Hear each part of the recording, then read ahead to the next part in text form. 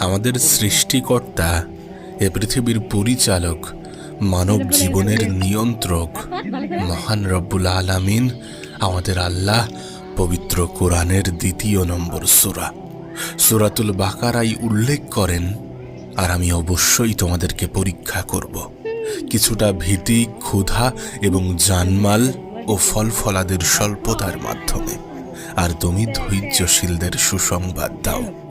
আমাদের রব এই আয়াতটিতে খুব গুরুত্ব সহকারে, খুব জোর দিয়ে বলেছেন যে তিনি অবশ্যই আমাদেরকে পরীক্ষা করবেন। অর্থাৎ এই বিষয়ে কোনো সন্দেহ নেই যে তিনি আমাদেরকে পরীক্ষা করবেনই করবেন। তিনি আমাদের পরীক্ষা অবশ্যই নেবেন। এখন প্রশ্ন হচ্ছে কি দিয়ে? এই লিস্টের একদম সর্বপ্রথমে রয়েছে ভয়। হ্যাঁ, ভয়। এখন প্রশ্ন তোমার মনে আসতেই পারে যে ভয় দিয়ে কিভাবে পরীক্ষা করবেন। একটা উদাহরণ তোমাকে দিই। যেমন ধরো, তুমি তোমার রিজিক নিয়ে চিন্তিত, তুমি তোমার ইনকাম নিয়ে চিন্তিত, তুমি তোমার বিয়ে নিয়ে চিন্তিত, তুমি তোমার পরিবারের নিশ্চয়তা নিয়ে চিন্তিত, নিরাপত্তা নিয়ে চিন্তিত, তুমি তোমার অসুস্থতা নিয়ে চিন্তিত, তোমার জমি জমা নিয়ে চিন্তিত, তোমার খাদ্যের জোগান নিয়ে চিন্তিত। এই ধরনের বিভিন্ন বিষয় নিয়ে আপনি চিন্তিত, আপনি দিশেহারা, আপনি উদ্বিগ্ন। বিশ্বাস করুন, এগুলোর সবই আপনার ঈমানি পরীক্ষার অংশ।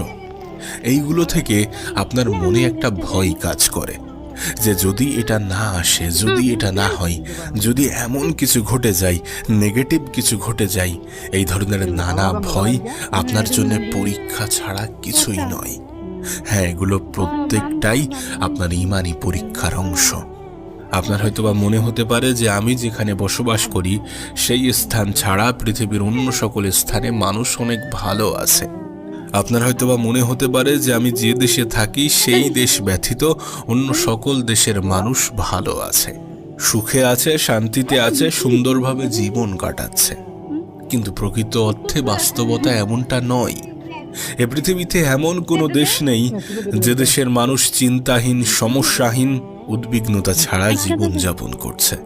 যদি আপনি একটু খেয়াল করেন, যদি একটু নোটিশ করেন, তাহলে দেখবেন পৃথিবীর সবথেকে উন্নত দেশগুলোই